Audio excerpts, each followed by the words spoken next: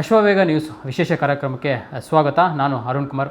ಬೆಂಗಳೂರಿನಲ್ಲಿ ದಿನ ಸೈಬರ್ ವಂಚನೆ ಪ್ರಕರಣಗಳು ಹೆಚ್ಚಾಗ್ತಾ ಇರುವಂಥದ್ದು. ಒಂದು ಕಡೆ ಪೊಲೀಸರು ಆ ಪ್ರಕರಣವನ್ನು ಭೇದಿಸ್ತಾ ಇದ್ದರೆ, ಮತ್ತೊಂದು ಕಡೆ ಆ ಪ್ರಕರಣಗಳು ಸಹ ಹೆಚ್ಚಾಗ್ತಾ ಇರುವಂಥದ್ದು. ಸೊ ಈ ಬಗ್ಗೆ ಒಂದಷ್ಟು ಮಾಹಿತಿಯನ್ನು ಕೊಡೋಕ್ಕೆ ನಮ್ಮ ಜೊತೆಗೆ ಇದೀಗ ಬೆಂಗಳೂರು CCB DCP ಆದಂಥ ರಾಜಾ ಇಮಾಮ್ ಕಾಸಿಂ ಸರ್ ಅವರಿದ್ದಾರೆ. ಸೊ ಅವ್ರನ್ನ ಕಾರ್ಯಕ್ರಮಕ್ಕೆ ಸ್ವಾಗತ ಸರ್. ಕಾರ್ಯಕ್ರಮಕ್ಕೆ ಸ್ವಾಗತ. ನಮಸ್ಕಾರ ಸರ್. ಈಗ ಒಂದು ಬೆಂಗಳೂರಿನಲ್ಲಿ IT ಸಿಟಿ, ಗಾರ್ಡನ್ ಸಿಟಿ, ಇಲ್ಲಿ ಹೆಚ್ಚಾಗಿರುವಂಥದ್ದು ಈಗೆಲ್ಲ ಕೊಲೆ ಮತ್ತು ಮರ್ಡರ್ ಎಲ್ಲ ಕಡಿಮೆ ಆಗ್ತಾ ಇರೋದು. ಒಂದು ಕಡೆ ಸೈಬರ್ ಪ್ರಕರಣಗಳು ಜಾಸ್ತಿ ಆಗ್ತಾರೆ. ಈ ಸೈಬರ್ ಯಾವಾಗಿಂದ ಸ್ಟಾರ್ಟ್ ಆಗಿರುವಂಥ ಸರ್? ಸೈಬರ್ ಕ್ರೈಮ್ ಅಂದರೆ ಸುಮಾರು ದಿನಗಳಿಂದ ಕಂಪ್ಯೂಟರ್ಸ್ ಯಾವಾಗಲೂ ಬಳಕೆ ಮಾಡಿದಾಗಿಂದನೂ ನಡೀತಾ ಇದೆ. ಬಟ್ ಇತ್ತೀಚಿನ ದಿನಗಳಲ್ಲಿ ಇದು ಫೈನಾನ್ಷಿಯಲ್ ವಂಚನೆ ರೂಪದಲ್ಲಿ ಸಾಕಷ್ಟು ನಮಗೆ ಡಿಜಿಟಲ್ ಇಂಡಿಯಾ ಅಂತ ಯಾವಾಗ ಆಯಿತು, ಸೊ ಸಾಕಷ್ಟು ಅಕೌಂಟ್ಗಳೆಲ್ಲ ಕ್ರಿಯೇಟ್ ಮಾಡೋಕ್ಕಾಯಿತು. ಎಷ್ಟೋ ಜನ ಅಮಾಯಕರು ಅವ್ರ ಅಕೌಂಟು ಕ್ರಿಯೇಟ್ ಮಾಡಿರ್ತಾರೆ, ಸೊ ಅವ್ರಿಗೆ ಆಪ್ರೇಟ್ ಮಾಡೋದಲ್ಲ. ಪ್ಲಸ್ ಮೊಬೈಲ್ ಫೋನ್ಗಳಲ್ಲಿ ಯಾವಾಗೂ ನಮಗೆ ಆ್ಯಪ್ಸ್ ಎಲ್ಲ ಬಂದುಬಿಟ್ಟು ಯೂಸ್ ಮಾಡೋಕ್ಕೆ ಸ್ಟಾರ್ಟ್ ಆಯಿತು. ಸೊ ಆವಾಗ ಇತ್ತೀಚಿನ ದಿನಗಳಲ್ಲಿ ಸ್ವಲ್ಪ ಜಾಸ್ತಿನೇ ಆಗಿದೆ. ಸ್ಪೆಸಿಫಿಕ್ಲಿ ಈ ಕೋವಿಡ್ ಟೈಮ್ ಏನು ಬಂತಲ್ಲ, ಕೋವಿಡ್ ಟೈಮ್ ನಂತರದಲ್ಲಿ ಸೈಬರ್ ಕ್ರೈಮ್ ಸ್ವಲ್ಪ ಜಾಸ್ತಿ ಆಯಿತು. ಅದಾದ ನಂತರ ಜಾಸ್ತಿ ಅಫೆನ್ಸಸ್ ಆಗೋದಕ್ಕೆ, ಫೈನಾನ್ಷಿಯಲ್ ಅಫೆನ್ಸಸ್ ಆಗೋದಕ್ಕೆ ಸ್ಟಾರ್ಟ್ ಆಗಿದೆ. ಇದರಲ್ಲಿ ಸೈಬರ್ ವಂಚನೆ ಸಾಕಷ್ಟು ಮೋಡಸ್ ಇರುವಂಥದ್ದು ಸರ್. ಇನ್ವೆಸ್ಟ್ಮೆಂಟ್ ಇರ್ಬೋದು, ಬೇರೆ ಬೇರೆ ರೀತಿ ವಂಚನೆ ಮಾಡುವಂಥದ್ದು. ಇದು ಇನ್ವೆಸ್ಟ್ಮೆಂಟ್ ಫ್ರಾಡ್ ಯಾವ ರೀತಿ ಜನರು ಅರ್ಥಕೋಬೇಕು ಸರ್? ಬೇಸಿಕಲಿ ಏನಂದರೆ ಇನ್ವೆಸ್ಟ್ಮೆಂಟ್ ಫ್ರಾಡ್ ಅಂತಂತ ಹೇಳಿದರೆ, ಈ ಇನ್ವೆಸ್ಟ್ಮೆಂಟ್ ಫ್ರಾಡ್ಗೆ ಒಳಗಾಗೋರು ಸಾಕಷ್ಟು ಪರ್ಸೆಂಟೇಜಲ್ಲಿ ನಾವು ನೋಡಿದರೆ ಇದ್ದಂಥವ್ರು, ಅಂದರೆ ಒಳ್ಳೆ ಕೆಲಸ ಮಾಡ್ತಾ ಇರೋವಂಥವ್ರು, ಅಂದರೆ ಟೆಕ್ಕಿಗಳು ಅಥವಾ ದುಡ್ಡು ಜಾಸ್ತಿ ಇದ್ಬಿಟ್ಟು ಅವರು ಸ್ಟಾಕ್ ಎಕ್ಸ್ಚೇಂಜಲ್ಲಿ ಇನ್ವೆಸ್ಟ್ ಮಾಡೋ ಅಂಥವ್ರು ಏನು ಮಾಡ್ತಾರೆ, ಯೂಶಲಿ ಇದು ಸೋಷಿಯಲ್ ಮೀಡಿಯಾದಲ್ಲಿ ಟೆಲಿಗ್ರಾಮ್ ಗ್ರೂಪ್ಸಲ್ಲಿ ಬರ್ತದೆ. ಸೊ ಈ ಟೆಲಿಗ್ರಾಮ್ ಗ್ರೂಪು ನಿಮ್ಗೆ ಯಾರೋ ಒಬ್ಬರು ಇನ್ವೈಟ್ ಕಳಿಸ್ತಾರೆ, ಅನ್ನೋನ್ ನಂಬರ್ಸಿಂದ ಕಳಿಸ್ತಾರೆ. ಆಮೇಲೆ ನಿಮ್ಮ ಹತ್ರ ಟೆಲಿಗ್ರಾಮಲ್ಲೇ ಅಥವಾ ವಾಟ್ಸಪ್ಪಲ್ಲೇ ಇಂಟ್ರ್ಯಾಕ್ಟ್ ಮಾಡಿಬಿಟ್ಟು ನಿಮ್ಗೆ ಒಂದು ಗ್ರೂಪು ಆ್ಯಡ್ ಮಾಡ್ಕೊಳ್ಳೋದಕ್ಕೆ ಒಂದು ಲಿಂಕ್ ಕಳಿಸ್ತಾರೆ. ಇನಿಷಿಯಲಿ ನಿಮಗೆ ಆ ಲಿಂಕಲ್ಲಿ ನೀವು ಭಾಗವಹಿಸ್ಬಿಟ್ಟು ಅದೇ ಗ್ರೂಪಲ್ಲಿ ನಿಮಗೆ ಟಾರ್ಗೆಟ್ ಮಾಡಬೇಕನ್ನೋ ರೀತಿಯಲ್ಲಿ ಬೇರೆಯವರು ಕೂಡ ಆ ಗ್ರೂಪಲ್ಲಿ ಇರ್ತಾರೆ. ನಾನು ಅಷ್ಟು ಇನ್ವೆಸ್ಟ್ ಮಾಡಿದೆ, ನನಗಿಷ್ಟು ರಿಟರ್ನ್ಸ್ ಬಂತು ಅಂತೆಲ್ಲ ಹೇಳಿಬಿಟ್ಟು ಸ್ವಲ್ಪ ಇನಿಷಿಯಲಿ ಇಂಟ್ರ್ಯಾಕ್ಷನ್ಸ್ ನಡೀತದೆ. ಸೊ ಇದಕ್ಕೆ ಜನರು ಅಟ್ರ್ಯಾಕ್ಟ್ ಆಗಿಬಿಟ್ಟು ಕಡಿಮೆ ದಿನದಲ್ಲಿ ನನಗೆ ಸಾಕಷ್ಟು ದುಡ್ಡು ಬರ್ತದೆ ಅಂತ ಹೇಳ್ಬಿಟ್ಟು ಅಕೌಂಟ್ ಓಪನ್ ಮಾಡ್ಕೊಂಬಿಟ್ಟು ಅದರಲ್ಲಿ ಅವರು ಆ್ಯಪು, ಆ ಲಿಂಕ್ ಮುಖಾಂತರ ಆ್ಯಪಲ್ಲಿ ಇನ್ಸ್ಟಾಲ್ ಮಾಡ್ತಾರೆ. ಆ ಆ್ಯಪ್ ಕೂಡ ಏನು ಮಾಡಿರ್ತಾರೆ ಅಂತಂತ ಹೇಳಿದರೆ, ನಿಮಗೆ ಒಂದು ಇಂಟರ್ಫೇಸ್ ಕೊಟ್ಟಿರ್ತಾರೆ. ಅಂದರೆ ನಿಮಗೆ ನೋಡೋದಕ್ಕೆ ನೀವು ಇನ್ವೆಸ್ಟ್ಮೆಂಟ್ ಮಾಡಿದರೆ ಅದರಲ್ಲಿ ನೀವು ಬ್ಯಾಂಕ್ದೇನೋ ಒಂದು ಅಕೌಂಟ್ ಆಗಿ ಒಂದು ಆ್ಯಪ್ ಮುಖಾಂತರ ನಿಮ್ಮದು ಯಾವ ಥರ ಗ್ರೋತ್ ಆಗ್ತಾಯಿದೆ ನಿಮ್ಮ ಫಂಡ್ ಅನ್ನೋದ್ರ ಬಗ್ಗೆ ಅದು ಫೇಕ್ ಆಗಿ ತೋರಿಸೋದು ಒಂದು ಅಟ್ರ್ಯಾಕ್ಟ್ ಮಾಡೋದಕ್ಕಿರ್ತದೆ. ಬಟ್ ಕೆಲವು ಸಮಯದಲ್ಲಿ ಏನು ಮಾಡ್ತಾರೆ, ಒಂದು 2-3 ಟೈಮ್ ನೀವು ಇನ್ವೆಸ್ಟ್ಮೆಂಟ್ ಮಾಡಿದಾಗ ಕಡಿಮೆ ಅಮೌಂಟ್ ಆದಾಗ ಅದಕ್ಕೆ ರಿಟರ್ನ್ ಬಂದು ಜಾಸ್ತಿ ಬರ್ತದೆ. ಸೊ ನಿಮ್ಮ ಕಾನ್ಫಿಡೆನ್ಸ್ ಗೇನ್ ಮಾಡೋದಕ್ಕೆ ಇನಿಷಿಯಲಿ ನಿಮಗೆ ರಿಟರ್ನ್ಸ್ ಕೊಡ್ತಾರೆ. ಕ್ರಮೇಣ ನಿಮಗೆ ಜಾಸ್ತಿ ಇನ್ವೆಸ್ಟ್ಮೆಂಟ್ ಮಾಡಬೇಕಂತ ಯಾವಾಗ ಹ್ಯೂಜ್ ಅಮೌಂಟ್ ಇನ್ವೆಸ್ಟ್ಮೆಂಟ್ ಮಾಡ್ತೀರಾ, ಆಮೇಲೆ ನೀವು ಯಾವಾಗಾದರೂ ವಿತ್ಡ್ರಾ ಮಾಡಬೇಕಂತ ಯಾವಾಗಾದರೂ ನೀವು ಸ್ಟಾರ್ಟ್ ಮಾಡ್ತೀರಲ್ಲ, ಆವಾಗ ನಿಮಗೆ ಆಟೋಮೆಟಿಕ್ಕಾಗಿ ನಿಮಗೆ ಆ್ಯಕ್ಸೆಸ್ ತೆಗೆದು ಬಿಡ್ತಾರೆ. ಸೊ ಅದ್ರ ಮುಖಾಂತರ ನಿಮಗೆ ಕಾಂಟ್ಯಾಕ್ಟ್ ಮಾಡಿದರೆ, ನಿಮ್ಗೆ ಯಾರು ಇಂಟ್ರಡ್ಯೂಸ್ ಮಾಡಿರ್ತಾರೆ ಅವ್ರ ಹತ್ರ ಮಾತಾಡೋಕ್ಕೆ ಸ್ಟಾರ್ಟ್ ಮಾಡಿದ್ರೆ ಅವರು ಕೂಡ ಫೋನ್ಗೆ ರೆಸ್ಪಾಂಡ್ ಮಾಡೋದು. ಸೊ ಆವಾಗ ನಿಮಗೆ ಎಫೆಕ್ಟ್ ಆಗುತ್ತೆ. ಆವಾಗಲೇ ಈಗ ನೀವು ಸಾಕಷ್ಟು ದುಡ್ಡು ಕಳ್ಕೊಂಡ್ಬಿಟ್ಟಿರ್ತೀರಿ, ಅವಾಗ ರಿಯಲೈಸ್ ಆಗಿರ್ತೀರ ನೀವು. ಓಕೆ, ಇದರಿಂದ ತಪ್ಪಿಸ್ಕೋಬೇಕಂದ್ರೆ ಜನರು ಯಾವ ರೀತಿ ಸೇಫ್ ಆಗಿರಬೇಕು ಸರ್? ಫಸ್ಟ್ ಆಫ್ ಆಲ್ ನಾನು ಹೇಳ್ತೀನಿ, ಯಾವುದೇ ಹಾರ್ಡ್ ಆ್ಯಂಡ್ ಮನಿ, ಕಷ್ಟಪಟ್ಟು ದುಡ್ದಿರೋ ಹಣ ನಾವು ಅಷ್ಟು ಸುಲಭವಾಗಿ ನಾವು ಇನ್ವೆಸ್ಟ್ಮೆಂಟ್ ಮಾಡೋದಕ್ಕೂ ಮುಂಚೆ ಇದು ಪರ್ಟಿಕ್ಯುಲರಾಗಿ ಸೇಫ್ ಇದೆಯಾ ಇಲ್ವಾ, ನಾನು ಎಲ್ಲಿ ಇನ್ವೆಸ್ಟ್ಮೆಂಟ್ ಮಾಡ್ತಾಯಿದ್ದೀನಿ, ಇದು ವೆದರ್ ರೆಪ್ಯೂಟೆಡ್ ಆರ್ಗನೈಸೇಷನ್ಸಾ ಅಥವಾ ಸಾಕಷ್ಟು ವೆಬ್ಸೈಟ್ಸ್ಗಳಿದೆ, ಗೌರ್ಮೆಂಟ್ ವೆಬ್ಸೈಟ್ಸ್ ಇದೆ, RBIದು ವೆಬ್ಸೈಟ್ಸ್ ಇದೆ, ಅಲ್ಲೇನಾದರೂ ರಿಜಿಸ್ಟ್ರಿ ಆಗಿದೆಯಾ, ಇದೆಲ್ಲ ನಾವು ಬೇಸಿಕ್ ಗ್ರೌಂಡ್ ವರ್ಕ್ ಮಾಡ್ಕೊಳ್ಬೇಕು. ಈ ಗ್ರೌಂಡ್ ವರ್ಕ್ ಮಾಡ್ದೇ ಸುಮ್ಮನೆ ಏನೋ ಆನ್ಲೈನಲ್ಲಿ ಬಂದಂತ ನಾವು ಇನ್ವೆಸ್ಟ್ಮೆಂಟ್ ಮಾಡಿದರೆ ಅಥವಾ ಆ ಅಪ್ಲಿಕೇಶನ್ ಇನ್ಸ್ಟಾಲ್ ಮಾಡಿಕೊಂಡು ನೀವು ಏನಾದರೂ ಹೂಡಿಕೆ ಮಾಡೋದರಲ್ಲಿ ನೀವೇನಾದರೂ ಭಾಗಿಯಾದರೆ, ಸೊ ಅವಾಗ ಏನಾಗುತ್ತೆ ಪ್ರಾಬ್ಲಮ್ ಅಂತ ಹೇಳಿದರೆ, ಇನಿಷಿಯಲಿ ಏನೋ ಇನ್ವೆಸ್ಟ್ಮೆಂಟ್ ಮಾಡಿಬಿಡ್ತೀರ, ಆಮೇಲೆ ಅದರಿಂದ ವಾಪಸ್ ದುಡ್ಡು ಹಣ ಪಡಿಬೇಕಾದ್ರೆ ಭಾರಿ ಕಷ್ಟ ಆಗುತ್ತೆ. ಸೊ ಈ ಥರ ಎಸ್ಟಾಬ್ಲಿಷ್ಡ್ ಪ್ರೊಸೀಜರ್ಸ್ ಇರಲ್ಲ. ಇದು ಹೊಸ್ತಿರ್ಬೋದು, ನಿಮಗೆ ಇನಿಷಿಯಲಿ ಅಟ್ರಾಕ್ಷನ್ ಏನಿರ್ತದೆ, ನಾವು ಇನ್ವೆಸ್ಟ್ಮೆಂಟ್ ಮಾಡಿದ ತಕ್ಷಣ ವಾಪಸ್ ನಮಗೆ ಬೇಗ ಅಮೌಂಟ್ ಸಿಗುತ್ತೆ ಅಂತಂತೇಳಿ ನಿಮಗೆ ಅಲ್ಲಿ ಬರೀ ಆ ಸ್ಕ್ರೀನಲ್ಲಿ ಮಾತ್ರ ಕಾಣಿಸ್ತಾ ಇರ್ತದೆ.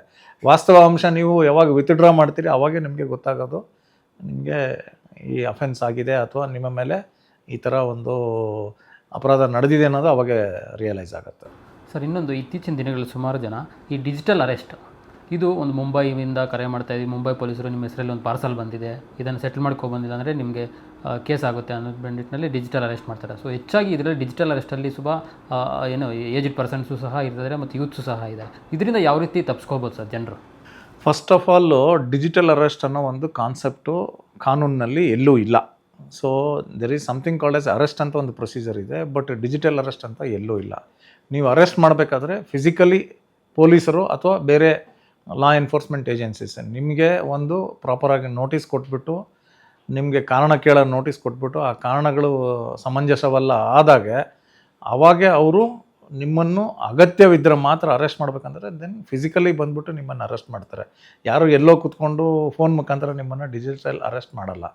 ವೆರಾಸ್ ಈ ಡಿಜಿಟಲ್ ಅರೆಸ್ಟ್ ಸ್ಕ್ಯಾಮಲ್ಲಿ ಏನು ಮಾಡ್ತಾರೆ, ಯಾವುದೋ ಒಂದು ನೆಪ ಓಡ್ಬಿಟ್ಟು ನಿಮಗೆ ನಿಮ್ಮ ಪಾರ್ಸಲಲ್ಲಿ ಡ್ರಗ್ಸ್ ಇತ್ತು ಅಥವಾ ನೀವು ಮನಿ ಲಾಂಡ್ರಿಂಗ್ ಮಾಡ್ತಾಯಿದ್ದೀರಿ ಅಂತ ಎಕ್ಸಾಂಪಲ್ ಕೊಟ್ಬಿಟ್ಟು ನಿಮಗೆ ಟಾರ್ಗೆಟ್ ಮಾಡೋದಕ್ಕೆ ಮುಂಚೆ ನಿಮ್ಮನ್ನೆಲ್ಲ ಪ್ರೊಫೈಲ್ ಮಾಡಿರ್ತಾರೆ. ನಿಮ್ಮ social media behaviour, online behaviour ಎಲ್ಲ ನೋಡ್ಕೊಂಡ್ಬಿಟ್ಟು, ಅಥವಾ ನೀವು ರಿಟೈರ್ಮೆಂಟ್ ಆಗ್ತೀವಂತ ನೋಡಿಕೊಂಡು, ಸಮ್ಟೈಮ್ಸ್ ನಿಮ್ಮ ಇನ್ಶೂರೆನ್ಸ್ ಪಾಲಿಸಿಗಳು ಕೂಡ ಮಾಹಿತಿ ಎಲ್ಲ ಇರ್ತದೆ. ಅದರದ್ದೆಲ್ಲ ಇವರು ಆನ್ಲೈನ್ನಲ್ಲೇ ಪಡೆದುಕೊಂಡ್ಬಿಟ್ಟು ನಿಮಗೆ ಟಾರ್ಗೆಟ್ ಮಾಡೋದಂತ ಇರ್ತದೆ. ಸೊ ನಿಮಗೆ ಯಾರೇ ಒಂದು ಡಿಜಿಟಲ್ ಅರೆಸ್ಟ್ ಬಂದು ನಿಮ್ಗೇನೋ ಮಾಡಿದ್ರೆ ಸಂಕೋಚ ಪಡೋದು ನೆಸೆಸಿಟಿ ಇಲ್ಲ. ಫಸ್ಟ್ ಆ್ಯಂಡ್ ಫಾರ್ಮೋಸ್ಟು ನಿಮ್ಮ ಅಕ್ಕಪಕ್ಕ ಯಾರು ಇರ್ತಾರೆ, ನಿಮ್ಮ ಫ್ಯಾಮಿಲಿ ಮೆಂಬರ್ಸು ಅಥವಾ ನಿಮ್ಮ ಫ್ರೆಂಡ್ಸ್ ಅವ್ರಿಗೆ ಈ ಥರ ನನಗೆ ಹಿಂಗೆ ಟಾರ್ಗೆಟ್ ಮಾಡ್ತಾ ಇದ್ದಾರೆ ಅಂತ ಅವ್ರಿಗೂ ತಿಳಿಸಿ. ಆಮೇಲೆ ಈ ಡಿಜಿಟಲ್ ಅರೆಸ್ಟಲ್ಲಿ ಇನ್ನೊಂದು ನೋಡಿರೋದೇನೆಂದರೆ, ಅವರು ವಾಟ್ಸಪ್ ಮುಖಾಂತರ ನಿಮಗೆ ನೋಟಿಸ್ಗಳಂತ ಕಳಿಸ್ಕೊಡ್ತಾರೆ. ಒಂದೇ ನೋಟಿಸಲ್ಲಿ CBIದು ಇರ್ತದೆ, ಸುಪ್ರೀಂ ಕೋರ್ಟ್ ಅಂತ ಇರ್ತದೆ. ಸೊ ಆ ಥರ ಎಲ್ಲ ಸುಪ್ರೀಂ ಕೋರ್ಟೆಲ್ಲ ನೋಟಿಸ್ ಏನು ಕಳಿಸಲ್ಲ. ಡಿಪಾರ್ಟ್ಮೆಂಟ್ ಕಳಿಸಿದರೆ ಡಿಪಾರ್ಟ್ಮೆಂಟು ಅಥವಾ ಪೊಲೀಸರು ಕಳಿಸಿದರೆ ಯಾವುದೋ ಒಂದು ಪ್ರಾಪರ್ ಡೆಸಿಗ್ನೇಷನ್ ಇರ್ತದೆ. ಆಮೇಲೆ ನೀವು ಕೇರ್ಫುಲ್ಲಾಗಿ ನೋಡಿದ್ರೆ ಆ ನೋಟಿಸಲ್ಲಿ ಯಾವುದೋ ಡೆಸಿಗ್ನೇಷನ್ ಹಾಕ್ಬಿಟ್ಟು, ಯಾವುದೋ ಹೆಸರು ಹಾಕ್ಬಿಟ್ಟು ಈ ಥರ ಎಲ್ಲ ಸುಳ್ದಾಗಿ ನೋಟಿಸ್ ಎಲ್ಲ ಕ್ರಿಯೇಟ್ ಮಾಡ್ತಾರೆ. ಅಂಥದ್ದೆಲ್ಲ ಕಳಿಸ್ದಾಗ ನೀವು ಒನ್ಸ್ ನಿಮ್ಮ ಫ್ರೆಂಡ್ಸಿಗೆ ಯಾರಿಗಾದ್ರೂ ಕಳಿಸಿ ಜೆನ್ಯೂನ್ ಇದೆಯಾ ಇಲ್ಲ ಅಂತ ವೆರಿಫೈ ಮಾಡ್ಕೊಳ್ಳೋದು ಸೂಕ್ತ ಅಂತ ಅನಿಸುತ್ತೆ. ಸೊ ನಿಮಗೆ ಒಂದು ವೇಳೆ ಇದರಲ್ಲಿ ಆಗಿದ್ದೀರ ಅಂತ ತಿಳ್ಕೊಳ್ಳಿ, ಡಿಜಿಟಲ್ ಅರೆಸ್ಟ್ ಆಗೋಯ್ತು, ನಿಮಗೆ ಗಾಬರಿ ಆಗಿತ್ತು, ಅವರು ಹೇಳ್ತಾರೆ ನಿಮಗೆ ಫೋನ್ ಕಟ್ ಮಾಡಬೇಡಿ, ನೀವು ಯಾರಿಗೂ ಮಾತಾಡಬಾರ್ದು, ನೀವು ಇಲ್ಲೇ ಇರಬೇಕು, ಹಾಗೆ ಹೀಗೆ ಈ ಅಕೌಂಟಲ್ಲಿ ಟ್ರಾನ್ಸ್ಫರ್ ಮಾಡಬೇಕು. ಅಪ್ಪಿತಪ್ಪಿನೂ ಕೂಡ ನೀವು ಯಾವುದೇ ಟ್ರಾನ್ಸಾಕ್ಷನ್ಸ್ ನೀವು ಆನ್ಲೈನಲ್ಲಿ ಮಾಡೋಕ್ಕೆ ಹೋಗಬೇಡಿ, ಆಯಿತಾ. ಆಮೇಲೆ ನಿಮಗೆ ನಿಮ್ಮ ಫ್ರೆಂಡ್ಸಿಗೆ ಯಾರಾದಿತ್ತಂದರೆ ಆ ಫೋನ್ ತಕ್ಷಣವೇ ಕಟ್ ಮಾಡ್ಕೊಳ್ಳಿ. ಆಮೇಲೆ 1930 ಅಂತ ಒಂದು ಆನ್ಲೈನ್ ನಂಬರ್ ಇದೆ. ಆ ನಂಬರಲ್ಲಿ ನೀವು ಡಯಲ್ ಮಾಡಿಬಿಟ್ಟು ನೀವು ತಕ್ಷಣ ನಿಮ್ಮ ಇನ್ಫಾರ್ಮೇಷನ್ ಈ ಥರ ಹಿಂಗೆ ನಿಮಗೆ ಒಳಗಾಗಿದೆ ಅಂತಂತ ಹೇಳಿಬಿಟ್ಟು, ನಿಮಗೆ ಯಾವ ನಂಬರಿಂದ ಕಾಲ್ ಬಂದಿತ್ತು ಅದನ್ನೇನು ನಿಮ್ಮ ಫೋನಿಂದ ಡಿಲೀಟ್ ಮಾಡೋ ನೆಸೆಸಿಟಿ ಇಲ್ಲ. ಅದನ್ನು ಎವಿಡೆನ್ಸ್ ಥರ ಪ್ರಿವೆಂಟ್ ಮಾಡಿ ಇಟ್ಕೊಳ್ಳಿ. ಆ ಮಾಹಿತಿ ಪೊಲೀಸರಿಗೆ ತಕ್ಷಣ ನೀವು 1930 ಮುಖಾಂತರ ನೀವು ಕಳಿಸ್ಕೊಡ್ಬೋದು, ಅಥವಾ ನಿಮಗೆ ಪೊಲೀಸ್ ಸ್ಟೇಷನ್ಗೆ ಹೋಗ್ಬಿಟ್ಟು ನೇರವಾಗಿ ಇದು ಮಾಡ್ಬೋದು. ಅದಲ್ಲದೆ www.cybercrime.gov.in ಅಂತ ವೆಬ್ಸೈಟ್ ಇದೆ. ಆ ವೆಬ್ಸೈಟಲ್ಲಿ ಕೂಡ ನೀವು ಹೋಗ್ಬಿಟ್ಟು ನಿಮ್ಮ ಡಾಟಾ ಎಲ್ಲ ಕೊಟ್ಬಿಟ್ಟು ನಿಮ್ಮ ಕಂಪ್ಲೇಂಟ್ ರಿಜಿಸ್ಟರ್ ಮಾಡ್ಬೋದು. ನಿಮ್ಗೊಂದು ಅಕ್ನಾಲಜ್ಮೆಂಟ್ ನಂಬರ್ ಬರ್ತದೆ. ಆ ಅಕ್ನಾಲಜ್ಮೆಂಟ್ ಇಟ್ಕೊಂಡು ನಿಮ್ಮ ಜ್ಯೂರಿಸ್ಡಿಕ್ಷನ್ ಪೊಲೀಸ್ ಸ್ಟೇಷನ್ಗೆ ಹೋದರೆ ಅವರು ನಿಮಗೆ ಫರ್ದರ್ ಪ್ರಾಸೆಸ್ ಏನಂತ ಹೇಳಿ ಹೆಲ್ಪ್ ಮಾಡ್ತಾರೆ. ಸರ್ ಇನ್ನೊಂದು ಆನ್ಲೈನಲ್ಲಿ ಹೆಚ್ಚಾಗಿ ಈ ವುಮೆನ್ಗಳ ಬಗ್ಗೆ ಅಶ್ಲೀಲವಾಗಿ ಮಾತನಾಡುವಂಥದ್ದು ಇರ್ಬೋದು, ಮತ್ತು ಕಮೆಂಟ್ ಹಾಕುವಂಥದ್ದು ಇರ್ಬೋದು. ಯಾಕಂದರೆ ಇತ್ತೀಚೆಗೆ ಚಿತ್ರನಟಿಯಾದಂಥ ರಮ್ಯಾ ಅವರು ಸಹ ಬಂದು ಕಂಪ್ಲೇಂಟನ್ನು ಕೊಟ್ಟಿದ್ರು ಒಂದು 6 ತಿಂಗಳ ಹಿಂದೆ. ಇದೀಗ ಅದು ಚಾರ್ಜ್ ಶೀಟ್ ಸಹ ಆಗಿರುವಂಥದ್ದು. ಆ ಒಂದು ಸಂದರ್ಭದಲ್ಲಿ ಕಂಪ್ಲೇಂಟ್ ಯಾವ ರೀತಿ ರಿಜಿಸ್ಟರ್ ಆಯಿತು, ಮತ್ತು ಆರೋಪಿಗಳನ್ನ ಯಾವ ರೀತಿ ಅರೆಸ್ಟ್ ಹಾಕಿದ್ರು, ಮತ್ತು ಇದಕ್ಕೆ ಏನು ಶಿಕ್ಷೆ ಇರುವಂಥದ್ದು ಸರ್? ಹೀಗೆ ಅಫೆನ್ಸಸ್ ಬರೀ ಸೋಷಿಯಲ್ ಮೀಡಿಯಾದಲ್ಲೇ ಬೈದು ಹಾಕಿದರೆ ನಿಮಗೆ ಸ್ವಲ್ಪ ಮಟ್ಟಕ್ಕೆ ಅಫೆನ್ಸು ಪನಿಷ್ಮೆಂಟು ಕಡಿಮೆ ಇರ್ಬೋದು. ಬಟ್ ಪ್ರಚೋದನಕಾರಿ ನಿಮಗೆ ಅವಹೇಳನಕಾರಿ ಮೆಸೇಜಸ್ ಕಳಿಸ್ತಾರೆ, ಅಥವಾ ವಿಡಿಯೋ ಕಳಿಸ್ತಾರೆ, ಅಥವಾ ರೇಪ್ ಥ್ರೆಟ್ ಕೊಡ್ತಾರೆ, ಅಥವಾ ನಿಮಗೆ ಸಾಯಿಸ್ಬಿಡ್ತೀವಿ ಅನ್ನೋ ಒಂದು ಥ್ರೆಟ್ಟೆಲ್ಲ ಕೊಟ್ಟಾಗ ಇವೆಲ್ಲ ಸೀರಿಯಸ್ ಅಫೆನ್ಸಸ್ ಆಗುತ್ತೆ. Attempt to commit that particular offence ಅಂತೇಳಿ ಅಂಥ ಸೆಕ್ಷನ್ಗಳಲ್ಲಿ ನಾವು IT ಆ್ಯಕ್ಟಲ್ಲಿ ಇರೋಂಥ ಸೆಕ್ಷನ್ಸು ಮತ್ತು ರೆಗ್ಯುಲರ್ BNS ಅಲ್ಲಿ ಇರೋಂಥ ಸೆಕ್ಷನ್ಸ್ ಹಾಕ್ಬಿಟ್ಟು ಅವ್ರಿಗೆ ಕೇಸ್ ರಿಜಿಸ್ಟರ್ ಮಾಡ್ತೀವಿ. ಇಂಥ ಅಫೆನ್ಸಸ್ಗಳಲ್ಲಿ ಇತ್ತೀಚೆಗೆ ನಾವು ಅರೆಸ್ಟ್ ಮಾಡಿಬಿಟ್ಟು ಕೋರ್ಟಿಗೆಲ್ಲ ಪ್ರೊಡ್ಯೂಸ್ ಮಾಡಿದಾಗೆ ಸಾಕಷ್ಟು ಅಕ್ಯೂಸ್ಡ್ಗಳು ಅವ್ರಿಗೂ ಇನ್ನೂ ಬೇಲ್ ಸಮೇತ ಆಗಿಲ್ಲ. ಯಾಕೆಂದರೆ ಅಷ್ಟು ಸೀರಿಯಸ್ನೆಸ್ ಇರೋಂಥ ಅಫೆನ್ಸಸ್ ಇತ್ತು. ಇದಕ್ಕೊಂದು ಸ್ಟ್ರಾಂಗ್ ಮೆಸೇಜ್ ಕಳಿಸಿದರೆ ಯಾರೇ ಆಗಲಿ, ಸೊ ಸ್ಪೆಸಿಫಿಕ್ಲಿ ಲೇಡೀಸು, ನಿಮ್ಮ ಮನೆಯಲ್ಲಿ ಲೇಡೀಸು ಇರ್ತಾರೆ, ಅಕ್ಕ ತಂಗಿಯವರೆಲ್ಲ ಇರ್ತಾರೆ, ಅಂಥರ ವಿರುದ್ಧ ಅವಹೇಳನಕಾರಿ ಹೇಳಿಕೆ ಮಾಡೋದು ಸೋಷಿಯಲ್ ಮೀಡಿಯಾದಲ್ಲಿ ಅದು ತುಂಬ ದೊಡ್ಡ ಅಪರಾಧ ಆಗುತ್ತೆ. ಸೊ ಯಾರೂ ಭಾಗಿಯಾಗಬಾರ್ದು ಅಂತ ಕೂಡ ಹೇಳ್ತೀನಿ. ಸೊ ಇದಕ್ಕೆ ಹಂಗೇನಾದರೂ ಆದರೆ ಪೊಲೀಸರಿಗೆ ಸೇಮ್ 1930 ನೀವು ರಿಪೋರ್ಟ್ ಮಾಡ್ಬೋದು. ಮತ್ತು cybercrime.gov.in ಅದಕ್ಕೆ ವುಮೆನ್ ಆ್ಯಂಡ್ ಚಿಲ್ಡ್ರನ್ ರಿಲೇಟೆಡೇ ಒಂದು ಸ್ಪೆಸಿಫಿಕ್ ಇದು ವೆಬ್ಸೈಟ್ ಇದೆ. ಅದರಲ್ಲಿ ಆ ವೆಬ್ಸೈಟ್ ಮುಖಾಂತರನೂ ಕೂಡ ನೀವು ಕಂಪ್ಲೇಂಟ್ ರಿಜಿಸ್ಟರ್ ಮಾಡಿಕೊಂಡು ನೀವು ನಿಮ್ಮ ಗ್ರೀವೆನ್ಸು ಅದರಲ್ಲಿ ನೋಂದಣಿ ಮಾಡ್ಬೋದು. ಸರ್, ಇನ್ನೊಬ್ಬರು ಅದೇ ರೀತಿ ಚಿತ್ರ ನಟ ದರ್ಶನ್ ಅವರ ಪತ್ನಿ ವಿಜಯಲಕ್ಷ್ಮಿ ಅವರ ಕೇಸಲ್ಲೂ ಸಹ ಅವರಿಗೆ ಕೆಟ್ಟದಾಗಿ ಕಮೆಂಟ್ ಹಾಕಿದ್ದಾರೆ ಅಂತ ಮತ್ತು ಕಂಪ್ಲೇಂಟನ್ನು ಮಾಡಿದರು. ಮತ್ತು ಅವರು ಸ್ವಲ್ಪ ಬೇಸರ ವ್ಯಕ್ತಪಡಿಸಿದ್ದಾರೆ. ಯಾಕಂದರೆ ಲೇಟಾಗಿ ಮಾಡಿದ್ದಾರೆ, ಒಂದು ಕೇಸಲ್ಲಿ ಒಂಥರ ಮಾಡಿದ್ದಾರೆ, ನನಗೆ ಒಂಥರ ಮಾಡಿದ್ದಾರೆ ಅಂತ. ಸೊ ಕೊನೆಗೂ ಅದು ಸಹ ಅರೆಸ್ಟ್ ಆಗಿತ್ತು. ಸೊ ಆ ಒಂದು ಕೇಸ್ನ ಹೆಂಗೆ ಆರೋಪಿಗಳನ್ನ ಅರೆಸ್ಟ್ ಮಾಡ್ತಾರೆ? ಯಾಕಂದರೆ ಐಡಿಗಳೆಲ್ಲ ಡಿಲೀಟ್ ಆಗಿಬಿಟ್ಟಿತ್ತು. ಸೊ ಬೇಸಿಕಲಿ ಕ್ರೈಮಲ್ಲಿ ಏನಂತ ಹೇಳಿದ್ರೆ ಲೊಕಾರ್ಡ್ಸ್ ಪ್ರಿನ್ಸಿಪಲ್ ಆಫ್ ಎಕ್ಸ್ಚೇಂಜ್ ಅಂತ ಹೇಳ್ತೀವಿ. ನೀವು ಏನೇ ಅಫೆನ್ಸ್ ಯಾವುದೇ ಮಾಡಿದ್ರು ಯಾವುದೇ ಒಂದು ಕುರುಹುಗಳು ಎಲ್ಲೋ ಒಂದು ಕಡೆಗೆ ಬಿಟ್ಟಿರ್ತೀವಿ. ಸೊ ನಮಗೆ ಸರಿಯಾದ ರೀತಿಯಲ್ಲಿ ಟ್ರೈನಿಂಗ್ ಆಗಿರುತ್ತದೆ.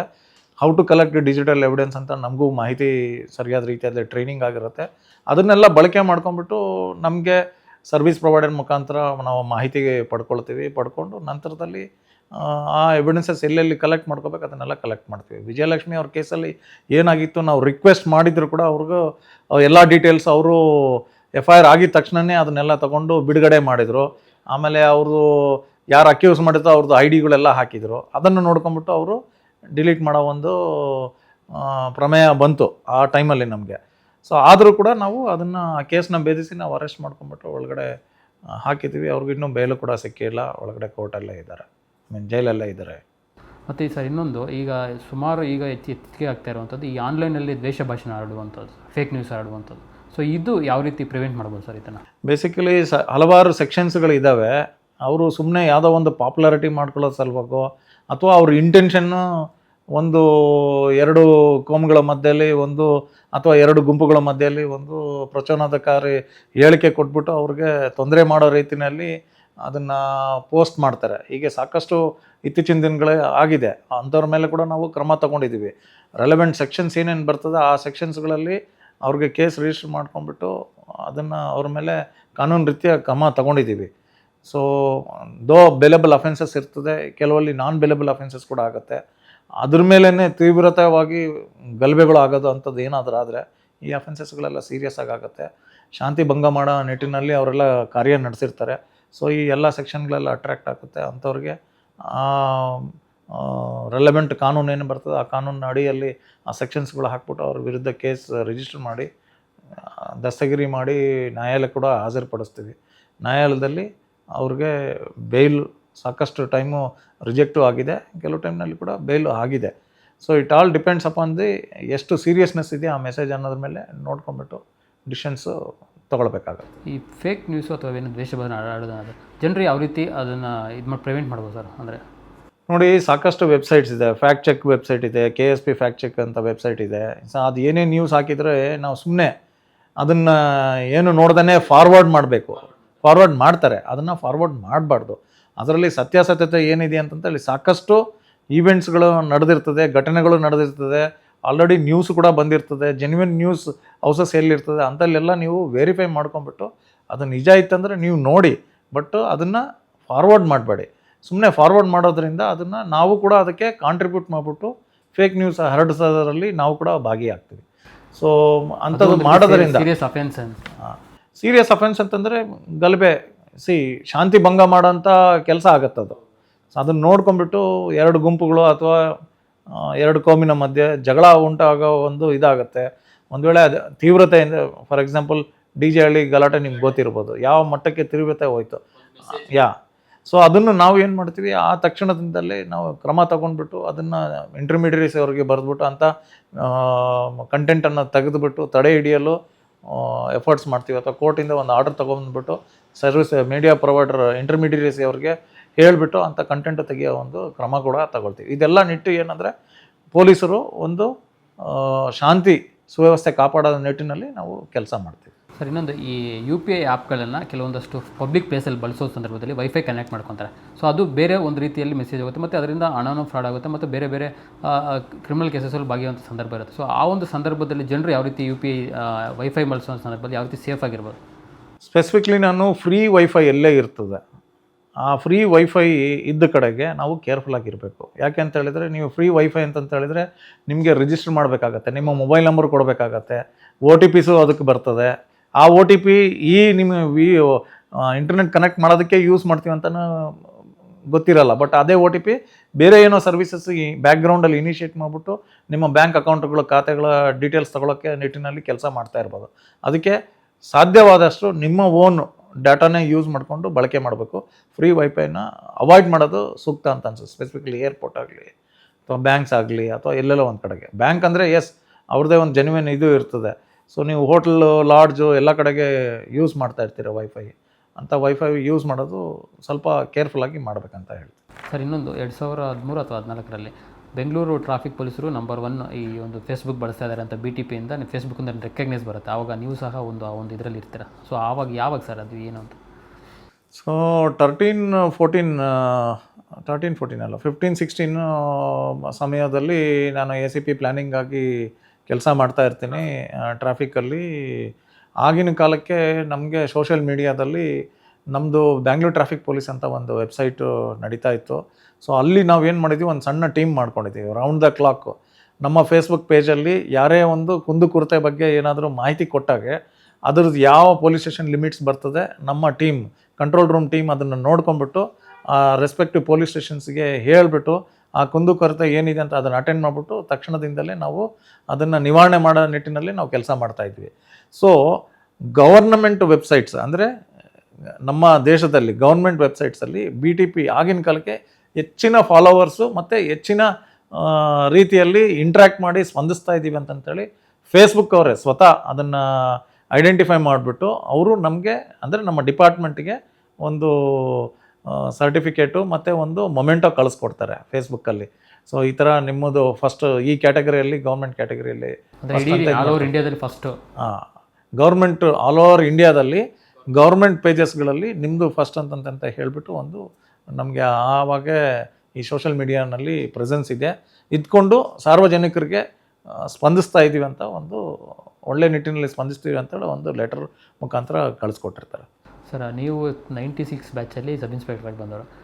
6 ಇಯರ್ಸಲ್ಲಿ ನಿಮಗೆ ಒಂದು CM ಮೆಡಲ್ ಬರುತ್ತೆ ಸರ್. ಅಷ್ಟು ಒಂದು ಬೇಗ ಬಂದಿರುವಂಥದ್ದು ಅದು ಯಾವ ಒಂದು ಸಂದರ್ಭ ಸರ್, ಏನು ಮೂಮೆಂಟ್ ಅಂತ? ಸೊ ನಾನು ಪೊಲೀಸ್ ಕಂಪ್ಯೂಟರ್ ವಿಂಗ್ನಲ್ಲಿ ನಂದು 6th ಇಯರ್ ಆಫ್ ಸರ್ವೀಸಲ್ಲಿ ಅವಾಗೇ ನಮ್ಮದು ಪೊಲೀಸ್ IT ಒಂದು ಇಂಪ್ಲಿಮೆಂಟ್ ಮಾಡಬೇಕಾಗಿರ್ತದೆ. ಸೊ ಅವಾಗೇ ಒಂದು ಪೊಲೀಸ್ ಕಂಪ್ಯೂಟರೈಸೇಷನ್ನಲ್ಲಿ ನಮಗೆ ಸಾಕಷ್ಟು R&D ಆ್ಯಕ್ಟಿವಿಟಿ ಮಾಡಿರ್ತೀವಿ ಪೊಲೀಸ್ ಕಂಪ್ಯೂಟರ್ ವಿಂಗ್ ಟೀಮಲ್ಲಿ. ಅವಾಗ ಸ್ಟೇಟ್ ಕ್ರೈಮ್ ರೆಕಾರ್ಡ್ಸ್ ಬ್ಯೂರೋ ಅಂತ ಹೇಳ್ತಾರೆ. ಸೊ ನಮಗೆ ಕೊಟ್ಟಿರೋ ಒಂದು ಟಾಸ್ಕ್ ಏನಾಗಿರುತ್ತಂತ ಹೇಳಿದರೆ, ಸೆಂಟ್ರಲ್ ಗೌರ್ಮೆಂಟ್ NCRBಯಿಂದ ನಮಗೆ ಒಂದು ಸ್ಟೇಷನ್ಗೆ ಒಂದು ಸರ್ವರು ಕೊಡಬೇಕಾಗತ್ತೆ. ಅದನ್ನು ಅವರು ಕೊಟ್ಟಿರೋ ಸಾಫ್ಟ್ವೇರ್ ಯೂಸ್ ಮಾಡ್ಕೋಬೇಕಂದ್ರೆ 2.75 lakhs ಅಷ್ಟು ಬರೀ ಒಂದು ಸ್ಟೇಷನ್ಗೆ ಇನ್ಫ್ರಾಸ್ಟ್ರಕ್ಚರ್ ಹೋಗಬೇಕಾಗತ್ತೆ.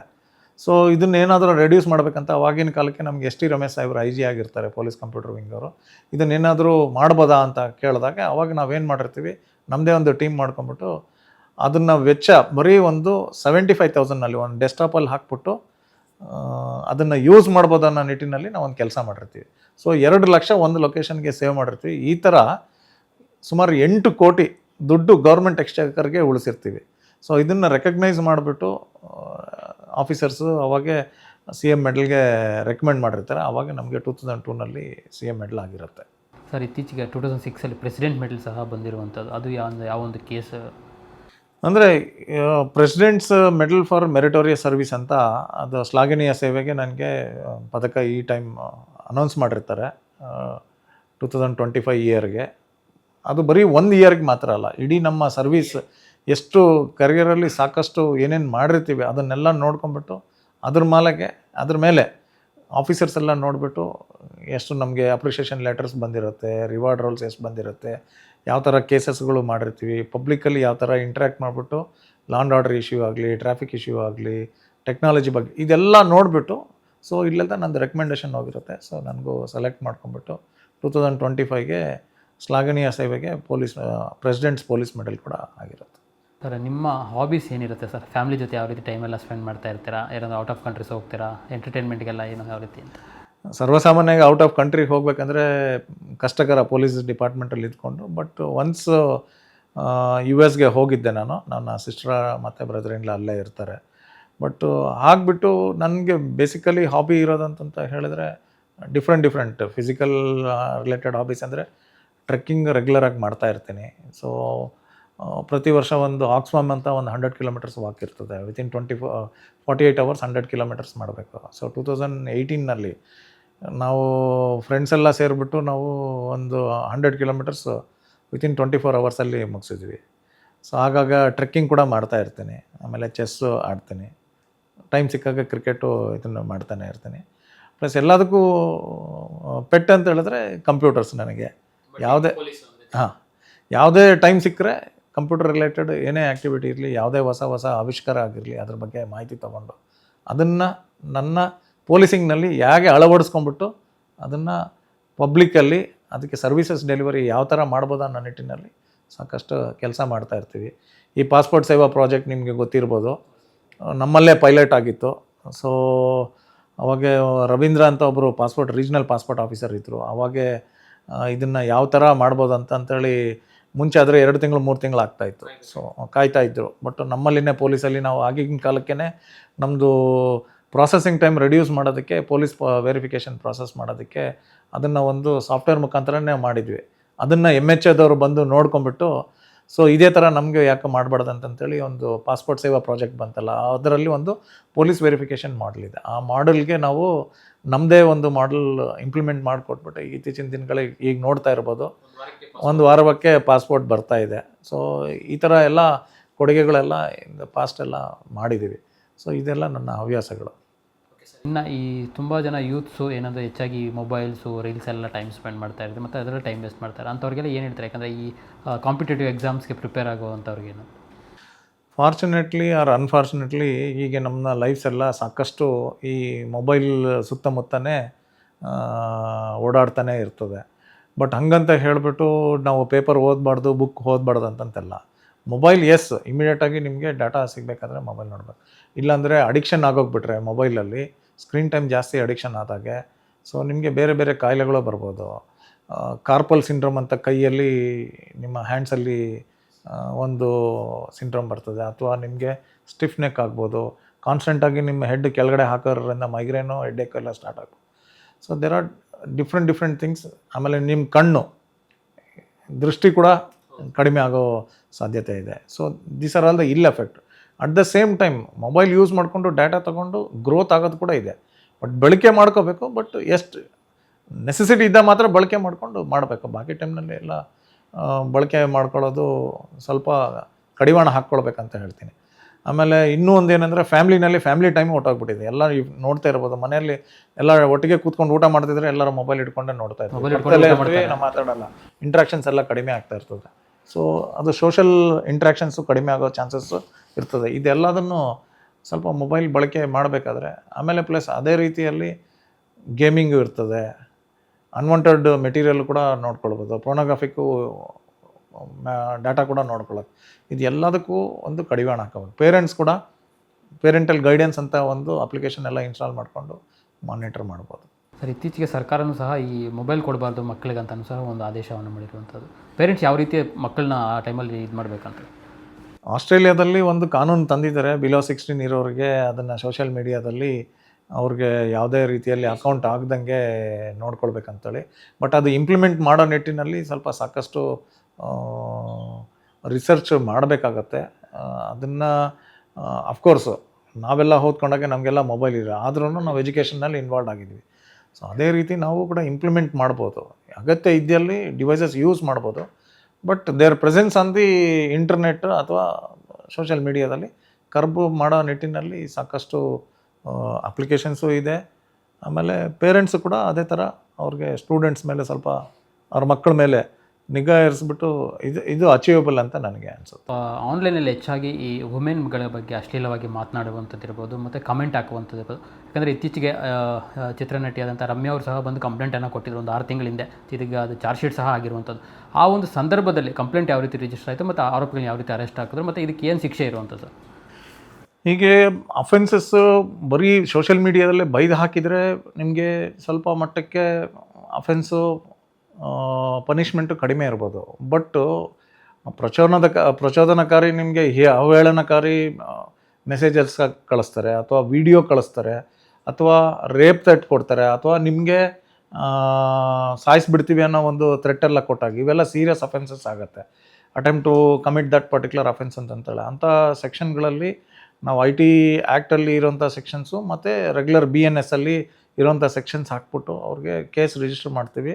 ಇಂಥ ಅಫೆನ್ಸಸ್ಗಳಲ್ಲಿ ಇತ್ತೀಚೆಗೆ ನಾವು ಅರೆಸ್ಟ್ ಮಾಡಿಬಿಟ್ಟು ಕೋರ್ಟಿಗೆಲ್ಲ ಪ್ರೊಡ್ಯೂಸ್ ಮಾಡಿದಾಗೆ ಸಾಕಷ್ಟು ಅಕ್ಯೂಸ್ಡ್ಗಳು ಅವ್ರಿಗೂ ಇನ್ನೂ ಬೇಲ್ ಸಮೇತ ಆಗಿಲ್ಲ. ಯಾಕೆಂದರೆ ಅಷ್ಟು ಸೀರಿಯಸ್ನೆಸ್ ಇರೋಂಥ ಅಫೆನ್ಸಸ್ ಇತ್ತು.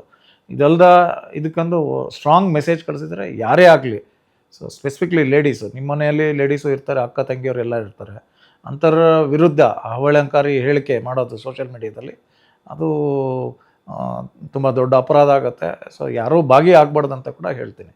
ಸೊ ಇದಕ್ಕೆ ಹಂಗೇನಾದರೂ ಆದರೆ ಪೊಲೀಸರಿಗೆ ಸೇಮ್ 1930 ನೀವು ರಿಪೋರ್ಟ್ ಮಾಡ್ಬೋದು. ಮತ್ತು cybercrime.gov.in ಅದಕ್ಕೆ ವುಮೆನ್ ಆ್ಯಂಡ್ ಚಿಲ್ಡ್ರನ್ ರಿಲೇಟೆಡೇ ಒಂದು ಸ್ಪೆಸಿಫಿಕ್ ಇದು ವೆಬ್ಸೈಟ್ ಇದೆ. ಅದರಲ್ಲಿ ಆ ವೆಬ್ಸೈಟ್ ಮುಖಾಂತರನೂ ಕೂಡ ನೀವು ಕಂಪ್ಲೇಂಟ್ ರಿಜಿಸ್ಟರ್ ಮಾಡಿಕೊಂಡು ನೀವು ನಿಮ್ಮ ಗ್ರೀವೆನ್ಸು ಅದರಲ್ಲಿ ನೋಂದಣಿ ಮಾಡ್ಬೋದು. ಸರ್, ಇನ್ನೊಬ್ಬರು ಅದೇ ರೀತಿ ಚಿತ್ರ ನಟ ದರ್ಶನ್ ಅವರ ಪತ್ನಿ ವಿಜಯಲಕ್ಷ್ಮಿ ಅವರ ಕೇಸಲ್ಲೂ ಸಹ ಅವ್ರಿಗೆ ಕೆಟ್ಟದಾಗಿ ಕಮೆಂಟ್ ಹಾಕಿದ್ದಾರೆ ಅಂತ ಮತ್ತು ಕಂಪ್ಲೇಂಟನ್ನು ಮಾಡಿದರು. ಮತ್ತು ಅವರು ಸ್ವಲ್ಪ ಬೇಸರ ವ್ಯಕ್ತಪಡಿಸಿದ್ದಾರೆ. ಯಾಕಂದರೆ ಲೇಟಾಗಿ ಮಾಡಿದ್ದಾರೆ, ಒಂದು ಕೇಸಲ್ಲಿ ಒಂಥರ ಮಾಡಿದ್ದಾರೆ, ನನಗೆ ಒಂಥರ ಮಾಡಿದ್ದಾರೆ ಅಂತ. ಸೊ ಕೊನೆಗೂ ಅದು ಸಹ ಅರೆಸ್ಟ್ ಆಗಿತ್ತು. ಸೊ ಆ ಒಂದು ಕೇಸ್ನ ಹೆಂಗೆ ಆರೋಪಿಗಳನ್ನ ಅರೆಸ್ಟ್ ಮಾಡ್ತಾರೆ? ಯಾಕಂದರೆ ಐಡಿಗಳೆಲ್ಲ ಡಿಲೀಟ್ ಆಗಿಬಿಟ್ಟಿತ್ತು. ಸೊ ಬೇಸಿಕಲಿ ಕ್ರೈಮಲ್ಲಿ ಏನಂತ ಹೇಳಿದ್ರೆ ಲೊಕಾರ್ಡ್ಸ್ ಪ್ರಿನ್ಸಿಪಲ್ ಆಫ್ ಎಕ್ಸ್ಚೇಂಜ್ ಅಂತ ಹೇಳ್ತೀವಿ. ನೀವು ಏನೇ ಅಫೆನ್ಸ್ ಯಾವುದೇ ಮಾಡಿದ್ರು ಯಾವುದೇ ಒಂದು ಕುರುಹುಗಳು ಎಲ್ಲೋ ಒಂದು ಕಡೆಗೆ ಬಿಟ್ಟಿರ್ತೀವಿ. ಸೊ ನಮಗೆ ಸರಿಯಾದ ರೀತಿಯಲ್ಲಿ ಟ್ರೈನಿಂಗ್ ಆಗಿರುತ್ತದೆ. How to collect digital evidence ಅಂತ ನಮಗೂ ಮಾಹಿತಿ ಸರಿಯಾದ ರೀತಿಯಲ್ಲಿ ಟ್ರೈನಿಂಗ್ ಆಗಿರುತ್ತೆ. ಅದನ್ನೆಲ್ಲ ಬಳಕೆ ಮಾಡ್ಕೊಂಡ್ಬಿಟ್ಟು ನಮಗೆ ಸರ್ವಿಸ್ ಪ್ರೊವೈಡರ್ ಮುಖಾಂತರ ನಾವು ಮಾಹಿತಿ ಪಡ್ಕೊಂಡು ನಂತರದಲ್ಲಿ ಆ ಎವಿಡೆನ್ಸಸ್ ಎಲ್ಲೆಲ್ಲಿ ಕಲೆಕ್ಟ್ ಮಾಡ್ಕೋಬೇಕು ಅದನ್ನೆಲ್ಲ ಕಲೆಕ್ಟ್ ಮಾಡ್ತೀವಿ. ವಿಜಯಲಕ್ಷ್ಮಿ ಅವ್ರ ಕೇಸಲ್ಲಿ ಏನಾಗಿತ್ತು, ನಾವು ರಿಕ್ವೆಸ್ಟ್ ಮಾಡಿದ್ರು ಕೂಡ ಅವ್ರಿಗೂ ಎಲ್ಲ ಡೀಟೇಲ್ಸ್ ಅವರು FIR ಆಗಿದ ತಕ್ಷಣವೇ ಅದನ್ನೆಲ್ಲ ತೊಗೊಂಡು ಬಿಡುಗಡೆ ಮಾಡಿದರು. ಆಮೇಲೆ ಅವರು ಯಾರು ಅಕ್ಯೂಸ್ ಮಾಡಿದ್ರು ಅವ್ರದ್ದು IDಗಳೆಲ್ಲ ಹಾಕಿದರು. ಅದನ್ನು ನೋಡ್ಕೊಂಬಿಟ್ಟು ಅವರು ಡಿಲೀಟ್ ಮಾಡೋ ಒಂದು ಪ್ರಮೇಯ ಬಂತು ಆ ಟೈಮಲ್ಲಿ ನಮಗೆ. ಸೊ ಆದರೂ ಕೂಡ ನಾವು ಅದನ್ನು ಆ ಕೇಸನ್ನ ಭೇದಿಸಿ ನಾವು ಅರೆಸ್ಟ್ ಮಾಡ್ಕೊಂಬಿಟ್ಟು ಒಳಗಡೆ ಹಾಕಿದ್ದೀವಿ. ಅವ್ರಿಗೆ ಇನ್ನೂ ಬೇಲು ಕೂಡ ಸಿಕ್ಕಿಲ್ಲ, ಒಳಗಡೆ ಕೋರ್ಟಲ್ಲೇ ಇದ್ದಾರೆ, ಜೈಲಲ್ಲೇ ಇದ್ದಾರೆ. ಸರ್, ಇನ್ನೊಂದು ಈ ಫ್ಯಾಮಿಲಿ ಸಮೇತ ಜನರು ಟ್ರಿಪ್ಸ್ ಹೋಗ್ತಾರೆ. ಆ ಒಂದು ಸಂದರ್ಭದಲ್ಲಿ ಫೇಸ್ಬುಕ್ಕಲ್ಲಿ ಇರ್ಬೋದು ಮತ್ತು ವಾಟ್ಸಪ್ಪಲ್ಲಿ ಸ್ಟೇಟಸ್ಗೆಲ್ಲ ಹಾಕ್ಕೊತಾರೆ. ಇದು ಒಂದು ರೀತಿ ಸೈಬರ್ ವಂಚಕರಿಗೆ ಎಲ್ಲ ಒಂದು ಕಡೆ ಅವರೇ ಒಂದು ಅವ್ರ ಮನೆ ಕೀ ಬಾಗಿಲನ್ನು ತೆಗೆದು ಕೊಟ್ಟಂಗೆ ಆಗುತ್ತೆ. ಸೊ ಇಲ್ಲಿ ಪೋಸ್ಟ್ ಮಾಡುವಂಥ ಸಂದರ್ಭದಲ್ಲಿ ಜನರು ಏನೆಲ್ಲ ಸೇಫಾಗಿರ್ಬೇಕು ಸರ್? ಫಸ್ಟ್ ಆ್ಯಂಡ್ ಫಾರ್ಮೋಸ್ಟು ನೀವು ಫೋಟೋಸ್ ಏನೋ ತೆಗೆದುಬಿಟ್ಟು ನೀವು ಪೋಸ್ಟ್ ಮಾಡ್ಕೊಳ್ತೀರಾ. ಸೊ ನಿಮಗೆ ಆನ್ಲೈನ್ನಲ್ಲಿ ಸಾಕಷ್ಟು ಜನ ನಿಮಗೆ ಅವ್ರು ಯಾರಂತಲೇ ಗೊತ್ತಿರಲ್ಲ ಫ್ರೆಂಡ್ ರಿಕ್ವೆಸ್ಟ್ ಕಳಿಸ್ತಾರೆ. ನಿಮಗೆ ನೋಡಿಬಿಟ್ಟು ನೀವು ಅಕ್ಸೆಪ್ಟ್ ಮಾಡಿಬಿಡ್ತೀರಿ. The moment you accept their friend request, ನಿಮಗೆ ಇರೋಂಥ ಕಂಟೆಂಟ್ ಏನಿದೆ, ಫೋಟೋಸ್ ಅಥವಾ ವೀಡಿಯೋಸ್ ಅಥವಾ ಏನೇ ಕಂಟೆಂಟ್ ಇದೆ ಅವ್ರಿಗೆ ಒಂದು ಆ್ಯಕ್ಸೆಸ್ ಕೊಟ್ಟಂಗೆ. ಸೊ ಅನ್ನೋನ್ ಪರ್ಸನ್ಸಿಂದ ನಿಮ್ಗೆ ಏನಾದರೂ ಒಂದು ರಿಕ್ವೆಸ್ಟ್ ಬಂದರೆ ಆ ವ್ಯಕ್ತಿ ಬಗ್ಗೆ ನಿಮ್ಗೆ ಒಂದು ಅವಕಾಶ ಇರ್ತದೆ ನೋಡಿಕೊಂಡು ಯಾರು ಎತ್ತ ಏನಂತೇಳಿ ಫೈಂಡ್ ಔಟ್ ಮಾಡೋದಕ್ಕೆ ಸೋಷಿಯಲ್ ಮೀಡಿಯಾದಲ್ಲಿ ನೀವು ಕ್ಲಿಕ್ ಮಾಡಿದಾಗೆ ಅಲ್ಲಿ ಗೊತ್ತಾಗುತ್ತೆ. ಅಂಥವ್ರು ನಿಮ್ಗೆ ಪರಿಚಯದವ್ರು ಇದ್ದರೆ ಮಾತ್ರ ರಿಕ್ವೆಸ್ಟ್ ಅಕ್ಸೆಪ್ಟ್ ಮಾಡಿ. ಜಸ್ಟ್ ಲೈಕ್ಸ್ ಗಳಿಸ್ಕೊಳ್ಳೋದಕ್ಕೆ, ಫಾಲೋವರ್ಸ್ ಗಳಿಸ್ಕೊಳ್ಳೋದಕ್ಕೆ ಯಾರೋ ಅಕ್ಸೆಪ್ಟ್ ಮಾಡಿ ಕಳಿಸ್ತಾರೆ ಅಂತೇಳಿ ನೀವು ಅಕ್ಸೆಪ್ಟ್ ಮಾಡ್ಕೋಬೇಡಿ. ಯಾಕೆ ಅಂತ ಹೇಳಿದ್ರೆ ಒನ್ಸ್ ನಿಮಗೆ ಫಾರ್ ಎಕ್ಸಾಂಪಲ್ ಫೇಸ್ಬುಕ್ಕಲ್ಲೇ ತೊಗೊಳ್ಳಿ, ನೀವು ಅಕ್ಸೆಪ್ಟ್ ಮಾಡಿಬಿಟ್ರೆ ಅವರು ನಿಮ್ಮದೇ ಥರದ್ದು ಒಂದು ಫೇಸ್ಬುಕ್ ಅಕೌಂಟ್ ಕ್ರಿಯೇಟ್ ಮಾಡ್ತಾರೆ. ಫಸ್ಟ್ ಏನು ಮಾಡ್ತಾರೆ, ನಿಮ್ಗೆ ಆ್ಯಕ್ಸೆಸ್ ತೊಗೊಳ್ತಾರೆ, ನಿಮ್ಮ ಫೋಟೋಸ್ ತೊಗೊಳ್ತಾರೆ, ಒಂದು ಹೊಸ ಅಕೌಂಟ್ ಕ್ರಿಯೇಟ್ ಮಾಡಿಬಿಟ್ಟು ನಿಮ್ಮ ಥರನೇ ಒಂದು fake Facebook website account create ಮಾಡಿಕೊಂಡು ಆಮೇಲೆ ನಿಮ್ಮ ಫ್ರೆಂಡ್ಸ್ ಏನಿರ್ತಾರೆ ಅವ್ರಿಗೆಲ್ಲ ಫ್ರೆಂಡ್ ರಿಕ್ವೆಸ್ಟ್ ಕಳಿಸ್ಬಿಟ್ಟು ನಾನು ಇಂಥ ಕಷ್ಟದಲ್ಲಿದ್ದೀರಿ ನನಗೆ ದುಡ್ಡು ಕೊಡಿ ಅಂತಂತ ಎಲ್ಲ ಕಳಿಸಿ ಈ ಥರ ಎಲ್ಲ ಸಾಕಷ್ಟು ನಿದರ್ಶನಗಳಿದೆ. ಅದೇ ರೀತಿ ಇನ್ಸ್ಟಾಗ್ರಾಮಲ್ಲಿ ಕೂಡ ನೀವು ಇನ್ಸ್ಟಾಗ್ರಾಮಲ್ಲಿ ಸಾಕಷ್ಟು ಸೆಟ್ಟಿಂಗ್ಸ್ ಎಲ್ಲ ಇದೆ. ನೀವು ಅದನ್ನು ಮಾಡ್ಕೊಳ್ತಾ ಇಲ್ಲ ಅಂತಂದರೆ ನಿಮ್ಮದು ಲೊಕೇಶನ್ ಎಲ್ಲಿದ್ದೀರಿ, ಏನು ಮಾಡ್ತೀರಿ, ನಿಮ್ಮ ಫ್ರೆಂಡ್ಸ್ ಯಾರು, ಇದೆಲ್ಲ ಮಾಹಿತಿ ನಿಮಗೆ ಅದರಲ್ಲಿ ಸಿಗುತ್ತೆ. ಅದನ್ನು ಯೂಸ್ ಮಾಡಿಕೊಂಡು ನಿಮ್ಮನ್ನು ಪ್ರೊಫೈಲ್ ಮಾಡಿಬಿಟ್ಟು ನಿಮ್ಮನ್ನಷ್ಟೇ ಅಲ್ಲ ನಿಮ್ಗೆ ಯಾರು ಫ್ರೆಂಡ್ಸ್ ಇರ್ತಾರೆ ಅವ್ರನ್ನೂ ಕೂಡ ಟಾರ್ಗೆಟ್ ಮಾಡಿಬಿಟ್ಟು ಅಫೆನ್ಸ್ ಮಾಡೋ ಒಂದು ಪ್ರಾಬ್ಲಮ್ಸ್ ಕೂಡ ನಮಗೆ ಎದುರಾಗ್ಬೋದು. ಸರ್, ಇದು ಹೇಳಿದ್ರೆ ಇನ್ಸ್ಟಾಗ್ರಾಮಲ್ಲಿ ಸೆಟ್ಟಿಂಗ್ಸ್ ಎಲ್ಲ ಇದು ಮಾಡ್ಕೋಬೋದು, ಅದು ಯಾವ ಥರ ಅಂತ ಒಂದು ಹೇಳ್ತಾರೆ? ಅಂದರೆ ಪ್ರೈವಸಿ ಸೆಟ್ಟಿಂಗ್ಸ್ ಅಂತ ಇರ್ತದೆ. ಸೊ ಆ ಪ್ರೈವಸಿ ಸೆಟ್ಟಿಂಗ್ಸು ನಿಮ್ಮ ಲೊಕೇಶನ್ ಸೆಟ್ಟಿಂಗ್ಸು ಅಥವಾ ನಿಮ್ಮ ಯಾರೋ ಕಳಿಸ್ಬಿಟ್ರೆ ಆಟೋಮೆಟಿಕ್ಕಾಗಿ ರಿಕ್ವೆಸ್ಟ್ ಅಕ್ಸೆಪ್ಟ್ ಮಾಡೋಂಥ ಇಂಥ ಸೆಟ್ಟಿಂಗ್ಸ್ಗಳೆಲ್ಲ ಇರ್ತದೆ. ಆ ಸೆಟ್ಟಿಂಗ್ಸ್ನ ಎಲ್ಲ ನೀವು ಸೇಫಾಗಿ ಡಿಸೇಬಲ್ ಮಾಡಿದರೆ ಅವ್ರಿಗೆ ಯಾರಿಗೆ ನಿಮ್ಮ ಲೊಕೇಶನ್ ಆಗಲಿ ಅಥವಾ ನೀವು ಫ್ರೆಂಡ್ ರಿಕ್ವೆಸ್ಟ್ ಆಗಲಿ ಅಕ್ಸೆಪ್ಟ್ ಮಾಡೋಂಥದ್ದು ಅದನ್ನು ರಿಸ್ಟ್ರಿಕ್ಟ್ ಮಾಡ್ಕೊಳ್ಬೋದು. ಸರ್, ಇನ್ನೊಂದು ಈ ಮ್ಯಾಟ್ರಿಮೋನಿಯಲ್ ವಂಚನೆ ಅಂತ ಸಾಕಷ್ಟು ಕೇಳಿರ್ತೀವಿ. ಅಂದರೆ ಎಲ್ಲೋ ಇರ್ತಾರೆ, ನಾನು ಇಂಡಿಯಾಗೆ ಬರ್ತಾ ಇರ್ತೀನಿ, ನನ್ನ ಹತ್ರ ಅಮೌಂಟು ಸ್ಟಕ್ ಆಗಿದೆ, ಅದಕ್ಕೊಂಚೂರು ಅಮೌಂಟ್ ಕಳಿಸು ಮತ್ತು ಅಲ್ಲಿ ಬಂದು ಮದುವೆ ಆಗೋಣ ಅಂತೆಲ್ಲ ಹೇಳ್ತಾರೆ. ಈ ರೀತಿ ಮ್ಯಾಟ್ರಿಮೋನಿಯಲ್ಸು ಅಫಿಷಿಯಲ್ಸು ಮತ್ತು ಜೆನ್ಯೂನ್ ಆ್ಯಪ್ಸ್ನಿಂದ ಯಾವ ರೀತಿ ಜನ ದೂರ ಅಂದರೆ ಫೇಕ್ ಆ್ಯಪ್ನಿಂದ ಯಾವ ರೀತಿ ದೂರ ಇರಬೇಕು? ಮ್ಯಾಟ್ರಿಮೋನಿಯಲ್ ವೆಬ್ಸೈಟ್ಸು ಅದು ಒಂದು ಪರ್ಪಸ್ ಸಲುವಾಗಿ ಮಾಡ್ಕೊಂಡಿದ್ದಾರೆ. ಬಟ್ ಅದರಲ್ಲಿ ಕೂಡ ನಿಮಗೆ ಆ ಪ್ರೊಫೈಲ್ಸು ಜೆನ್ಯೂನ್ ಇದೆಯಾ ಇಲ್ಲ ಅಂತ ಗೊತ್ತಿರಲ್ಲ. ಅವರೆಲ್ಲ ಟಾರ್ಗೆಟ್ ಎಂಥವ್ರನ್ನ ಮಾಡ್ತಾರೆ ಅಂದರೆ ಏಜ್ ಆದವರು, ಸ್ವಲ್ಪ ಸಾಕಷ್ಟು ಅವರು ಒಂದು ಮದುವೆ ಆಗಬೇಕು ಅಥವಾ ಒಂದು ಫ್ಯಾಮ್ಲಿನ ಸೆಟಪ್ ಮಾಡ್ಕೊಳ್ಬೇಕನ್ನೋ ರೀತಿಯಲ್ಲಿ ಅಡ್ವರ್ಟೈಸ್ಮೆಂಟ್ ಮಾಡ್ತಾರೆ. ಇದನ್ನೇ ಒಂದು ಇನ್ವೆಸ್ಟ್ಮೆಂಟ್ ಥರ ತೊಗೊಂಡ್ಬಿಟ್ಟು, ಆಯಿತು ಅವರು ಭಾರಿ ಡೆಸ್ಪರೇಟ್ ಇರ್ತಾರೆ, ಯಾವುದೋ ಒಂದು ಪ್ರಪೋಸಲ್ ಕಳಿಸ್ಬಿಟ್ರೆ ಇಮಿಡಿಯೇಟಾಗಿ ಅಕ್ಸೆಪ್ಟ್ ಮಾಡಿಬಿಡ್ತಾರೆ, ಅವ್ರ ಹತ್ರ ದುಡ್ಡು ಕಿತ್ಕೊಳ್ಬೇಕು ಅನ್ನೋ ನಿಟ್ಟಿನಲ್ಲಿ ಈ ಸಾಕಷ್ಟು ಪ್ರೋಗ್ರಾಮ್ಸ್ ಎಲ್ಲ ಮಾಡ್ತಾರೆ. ನಾನು ಒಂದು ಕೇಸ್ ಹ್ಯಾಂಡಲ್ ಮಾಡಿದ್ದೆ.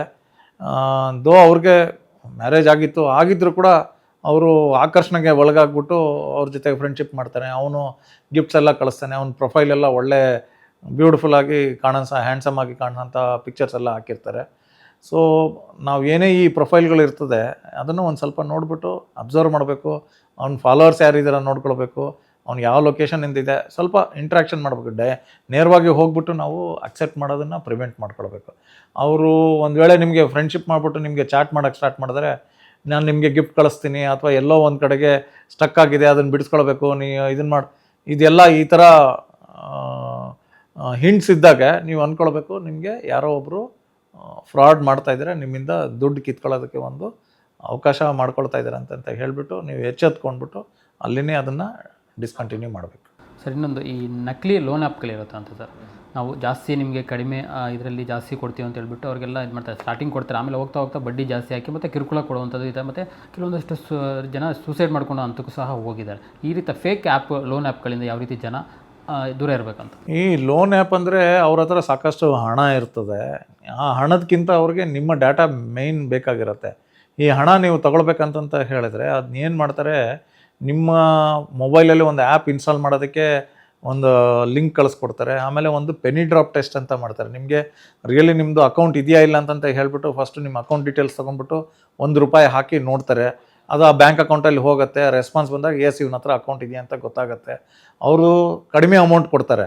ಬಟ್ ಅವ್ರಿಗೇನಾಗುತ್ತೆ, ಇಂಟ್ರೆಸ್ಟು ದಿನ ಲೆಕ್ಕದಲ್ಲಿ ಇಂಟ್ರೆಸ್ಟು ನೀವು ಕಟ್ಕೊಳ್ತಂದ್ರೆ ಏನು ತೊಂದರೆ ಇಲ್ಲ. ದ ಮೊಮೆಂಟ್ ನೀವು ಕಟ್ಟದೇ ಹೋದರೆ ಅದೇನು ಮಾಡ್ತಾರೆ ಅಂದರೆ ಜಾಸ್ತಿ ಇಂಟ್ರೆಸ್ಟ್ ಹಾಕ್ಬಿಟ್ಟು ನಿಮಗೆ ಕಾಲ್ ಮಾಡಿಬಿಟ್ಟು ಹೆದರ್ಸೋದು ಅದೆಲ್ಲ ಮಾಡ್ತಾರೆ.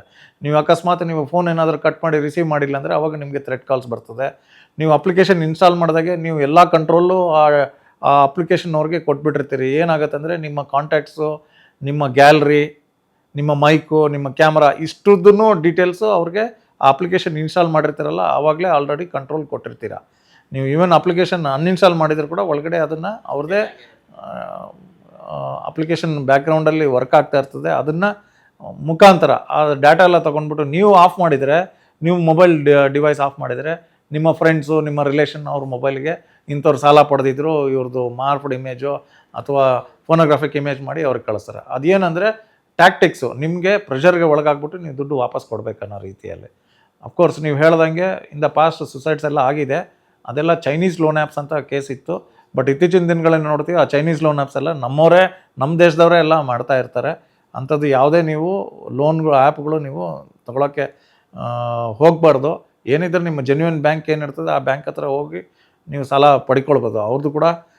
ಅವ್ರದ್ದು ಆ್ಯಪ್ಸು, ಜೆನ್ಯೂನ್ ಬ್ಯಾಂಕ್ ಅವ್ರದ್ದು ಆ್ಯಪ್ಸ್ ಬಂದಿರ್ತದೆ, ಅದ್ರ ಮುಖಾಂತರ ನೀವು ಬಳಕೆ ಮಾಡ್ಕೊಂಡು ಯೂಸ್ ಮಾಡ್ಬೋದು. ಸರ್, ಇನ್ನೊಂದು ಚೀನಿ ಆ್ಯಪ್ಗಳು ಹೇಳ್ತಾ ಇದ್ದಾರೆ. ಅಂದರೆ ಇಲ್ಲಿ ಯುವಕರನ್ನ ಟಾರ್ಗೆಟ್ ಮಾಡ್ತಾಯಿದ್ರು. ಫಸ್ಟ್ ಯುವಕರನ್ನ ಟಾರ್ಗೆಟ್ ಮಾಡಿ ಅವರಿಗೆ CEO MD ಎಲ್ಲ ಮಾಡ್ತೀವಿ ಅಂತ ಹೇಳ್ಬಿಟ್ಟು ಒಂದು ಆಶ್ವಾಸನೆ ಕೊಡ್ತಾಯಿದ್ರು. ಅದಕ್ಕೆ ಅವರು ಅಲ್ಲಿ ಅವ್ರಿಗೆ ಡಾಕ್ಯುಮೆಂಟ್ಸ್ ಎಲ್ಲ ಕೊಟ್ಟು ಇದು ಮಾಡ್ತಾಯಿದ್ರು. ಮತ್ತು ಕೊನೆಗೆ ಮೋಸ ಹೋಗಿರೋದು ಅಂತ ಗೊತ್ತಾಗ. ಯುವಕರಿಗೆ ಈ ರೀತಿ ಚೀನಿ ಆ್ಯಪ್ಗಳಿರ್ಬೋದು, ಬೇರೆ ಬೇರೆ ಆ್ಯಪ್ಗಳ ಬಗ್ಗೆ ಯಾವ ರೀತಿ ಎಚ್ಚರಿಕೆ ಮತ್ತು ಯಾವ ರೀತಿ ಬಳಸಬೇಕು ಅವರು? ಫಸ್ಟ್ ಆಫ್ ಆಲ್ ಇದನ್ನೆಲ್ಲ ಮ್ಯೂಲ್ ಅಕೌಂಟ್ಸ್ ಮಾಡ್ತಾರೆ. ನಿಮಗೆ ದೊಡ್ಡ ದೊಡ್ಡ ಹುದ್ದೆ ಹೆಸರುಗಳೆಲ್ಲ ಹೇಳಿಬಿಟ್ಟು ಅವ್ರಿಗೆ ಬೇಕಾಗಿರೋದು ನಿಮ್ಮ ಅಕೌಂಟ್ ಕ್ರೆಡೆನ್ಷಿಯಲ್ಸು. ಅವರು ನಿಮ್ಮನ್ನು ಅಫೆನ್ಸ್ ಮಾಡ್ತಾರಂತ ಅವ್ರಿಗೆ ಗೊತ್ತಿರ್ತದೆ. ಅವರು ಸಿಕ್ಕಾಕೋಬಾರ್ದು ಅಂತೇಳಿ ನಿಮಗೆ ಆ ಥರ ಒಂದು ಹುದ್ದೆಗಳು ಕೊಟ್ಬಿಟ್ಟು ನಿಮ್ಮ ಅಕೌಂಟ್, ನಿಮ್ಮ ಹೆಸರಲ್ಲೇ ಎಲ್ಲ ಡಾಕ್ಯುಮೆಂಟ್ ರೆಡಿ ಮಾಡಿಕೊಂಡು ಇದು ಮಾಡ್ತಾರೆ. ಏನಾದರೂ ದುಡ್ಡು ಲಪ್ಟಾಯಿಸ್ಕೊಂಡು ಹೋದರೆ ನೆಕ್ಸ್ಟ್ ಕಂಪ್ನಿ ಹೆಸರಿಗೆ ನೀನೇ CEO ಇರ್ತೀಯಾ ಅಥವಾ ನೀವು ಯುವಕರೇ CEO ಆಗಿರ್ತೀರ, ನೀವೇ ಆನ್ಸರಬಲ್ ಆಗುತ್ತೆ. ಕೇಸ್ ರಿಜಿಸ್ಟರ್ ಆದಾಗ ಇಲ್ಲ ಅವ್ರು ಯಾರೋ ಮಾಡಿದರು, ನಮಗೆ ವಾಟ್ಸಪ್ಪಲ್ಲಿ ಪರಿಚಯ ಆದರು ಅಥವಾ ಟೆಲಿಗ್ರಾಮಲ್ಲಿ ಪರಿಚಯ ಆದರು ಅಂತಂತ ಹೇಳ್ತಾರೆ. ಅವ್ರಿಗೆ ಟ್ರೇಸಬಿಲಿಟಿ ಎಲ್ಲೋ ಹೊರಗಡೆ ದೇಶದಿಂದ, ಸ್ಪೆಸಿಫಿಕ್ಲಿ ಚೈನೀಸ್ ಅಂತಂತ ಹೇಳಿದ್ರೆ ನಮ್ಮ ಕಂಟ್ರಿ ವಿರುದ್ಧ ಅವರು ಎನ್ಮಿ ಕಂಟ್ರಿ ಇರೋದ್ರಿಂದ ನಮಗೆ ಸರಿಯಾದ ರೀತಿಯಲ್ಲಿ ಎಂಲಾಟ್ ಟ್ರೀಟ್ಮೆಂಟ್ ಅಗ್ರಿಮೆಂಟ್ ಏನೂ ಇರಲ್ಲ. ಸೊ ಅವ್ರನ್ನ ಅರೆಸ್ಟ್ ಮಾಡೋದಾಗಲಿ ಅಥವಾ ಅವ್ರನ್ನ ಲೀಗಲ್ ಇದನ್ನಲ್ಲಿ ತರೋದು ಸ್ವಲ್ಪ ಕಷ್ಟನೇ ಆಗುತ್ತೆ.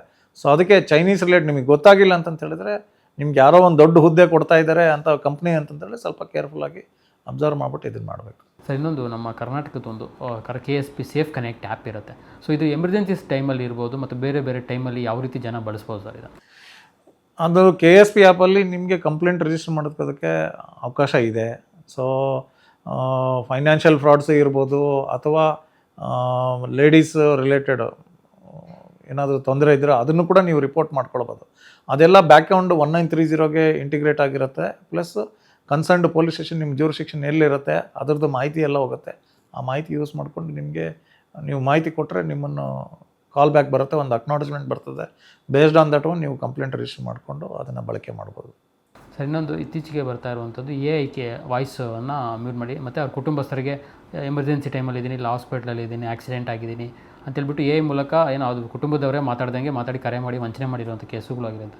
ಇದು ನಿಜವಾಗ್ಲೂ ಯಾವ ರೀತಿ ಆಗುತ್ತೆ ಅಂದರೆ, ಬೇಸಿಕಲಿ ನೀವು ಮಾತಾಡ್ತಿರ್ಬೇಕಾದ್ರೆ ಅಥವಾ ಆನ್ಲೈನ್ ಸೋಷಿಯಲ್ ಮೀಡಿಯಾದಲ್ಲಿ ನೀವೇನಾದರೂ ಯೂಸ್ ಮಾಡಿಬಿಟ್ಟು ನಿಮ್ಮ ವಾಯ್ಸು ಅಥವಾ ವೀಡಿಯೋ ಹಾಕಿದಾಗೆ ಸೊ ನಿಮ್ಮನ್ನು ಪ್ರೊಫೈಲ್ ಮಾಡಿಬಿಟ್ಟು ಅದೇ ವಾಯ್ಸ್ ತೊಗೊಂಡ್ಬಿಟ್ಟು ಇದನ್ನು ನಿಮ್ಮ ಇಮಿಟೇಟ್ ಮಾಡ್ಕೊಳ್ಳೋದಕ್ಕೆ ಸಾಕಷ್ಟು ಟೂಲ್ಸ್ಗಳಿದೆ. ಆ ಟೂಲ್ಸ್ ಯೂಸ್ ಮಾಡ್ಕೊಂಡು ನೀವೇ ಮಾತಾಡಿದ ಥರನೇ ಮಾತಾಡೋದು ಅಥವಾ ನಿಮ್ಮದೇ ಥರ ವೀಡಿಯೋನೇ ಮಾಡೋದಕ್ಕೆ ಸಾಕಷ್ಟು ಟೂಲ್ಸ್ ಇದೆ. ಅದನ್ನು ಬಳಕೆ ಮಾಡ್ಕೊಂಡು ಈ ಸೈಬರ್ ಕ್ರಿಮಿನಲ್ಸ್ ಮಾಡ್ತಾರೆ. ಬಟ್ ಅಂಥ ಟೈಮ್ನ ನೀವು ಏನಾದ್ರು ಎಫೆಕ್ಟ್ ಆಯ್ತು ಅಂತ ಹೇಳಿದರೆ ಅಥವಾ ದುಡ್ಡು ಕೊಡಿ ಅಂತಂತ ಕೇಳಿದಾಗೆ ನೀವು ಒಂದು ಎಚ್ಚೆತ್ಕೊಳ್ಬೇಕಂದ್ರೆ ಇವರು ಈ ವಿಡಿಯೋ ಅಥವಾ ಈ ವಾಯ್ಸ್ ಜೆನ್ಯೂನ ಅಂತಂತ ತಿಳ್ಕೊಳ್ಳೋದಕ್ಕೆ ಅವ್ರದ್ದು ರೆಗ್ಯುಲರ್ ಮೊಬೈಲ್ ನಂಬರ್ಸ್ ಇರ್ತದೆ. ಅವ್ರಿಗೆ ನೀವು ತಕ್ಷಣ ಕಾಲ್ ಮಾಡಿ ಚೆಕ್ ಮಾಡ್ಕೊಳ್ಳಿ, ಅವ್ರು ಎಲ್ಲಿದ್ದಾರೆ ಅಂತ ಗೊತ್ತಾಗತ್ತೆ. ಯೂಶಲಿ ನಾನು ಈ ಥರ ಒಂದು ಕೇಸ್ ಹ್ಯಾಂಡಲ್ ಮಾಡಿದ್ದೀನಿ. ನಂದೇ ಫ್ರೆಂಡ್ದು ಮಗಳದು ಈ ಥರ ಡೆಲ್ಲಿ ಪೊಲೀಸವರು ಅರೆಸ್ಟ್ ಮಾಡಿದ್ದಾರೆ ಅಂತಂತ ಅವ್ರಿಗೆ ಕಾಲ್ ಬರ್ತದೆ.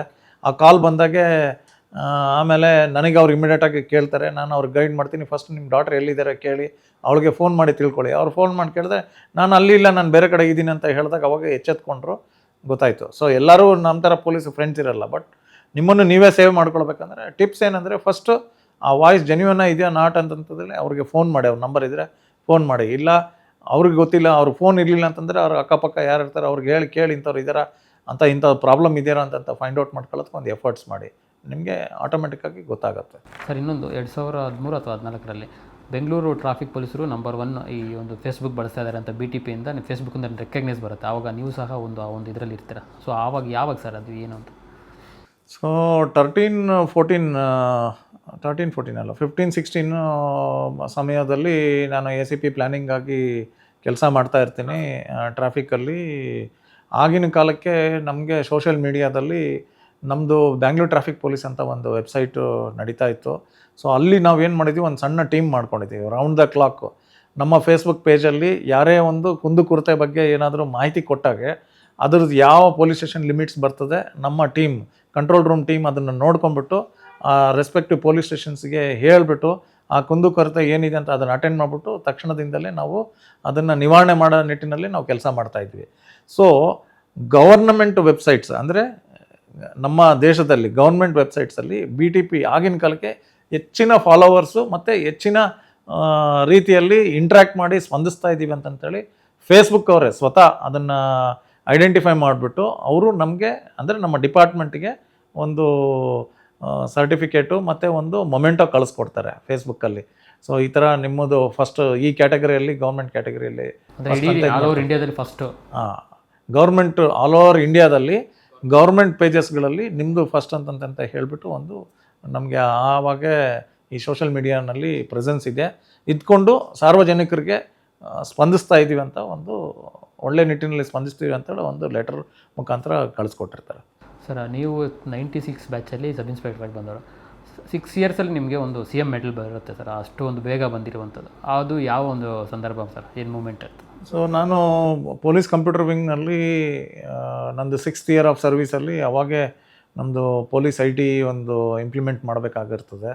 ಸೊ ಅವಾಗೇ ಒಂದು ಪೊಲೀಸ್ ಕಂಪ್ಯೂಟರೈಸೇಷನ್ನಲ್ಲಿ ನಮಗೆ ಸಾಕಷ್ಟು R&D ಆ್ಯಕ್ಟಿವಿಟಿ ಮಾಡಿರ್ತೀವಿ ಪೊಲೀಸ್ ಕಂಪ್ಯೂಟರ್ ವಿಂಗ್ ಟೀಮಲ್ಲಿ.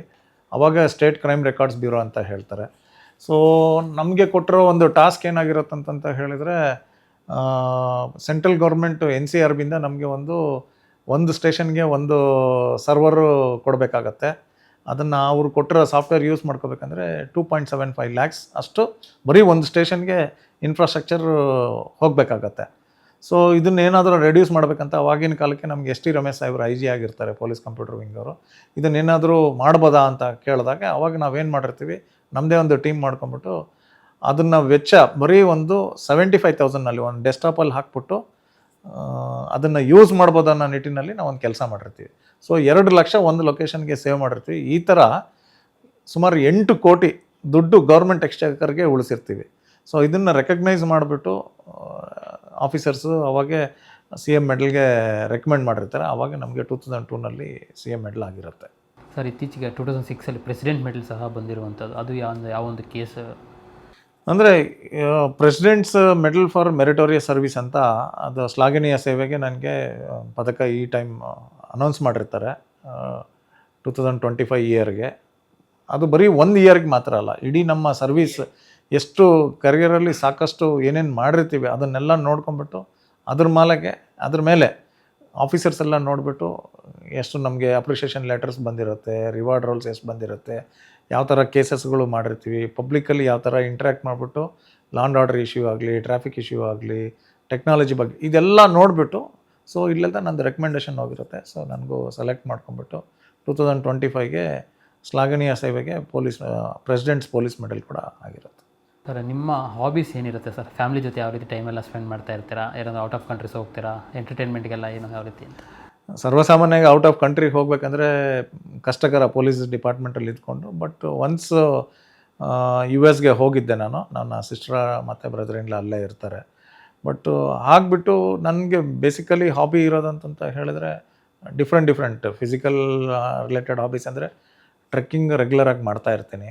ಸೊ ಪ್ರತಿ ವರ್ಷ ಒಂದು ಆಕ್ಸ್ಫಾಮ್ ಅಂತ ಒಂದು 100 ಕಿಲೋಮೀಟರ್ಸ್ ವಾಕ್ ಇರ್ತದೆ. ವಿತಿನ್ 48 ಅವರ್ಸ್ 100 ಕಿಲೋಮೀಟರ್ಸ್ ಮಾಡಬೇಕು. ಸೊ 2018ನಲ್ಲಿ ನಾವು ಫ್ರೆಂಡ್ಸ್ ಎಲ್ಲ ಸೇರಿಬಿಟ್ಟು ನಾವು ಒಂದು 100 ಕಿಲೋಮೀಟರ್ಸ್ ವಿತಿನ್ 24 ಅವರ್ಸಲ್ಲಿ ಮುಗಿಸಿದ್ವಿ.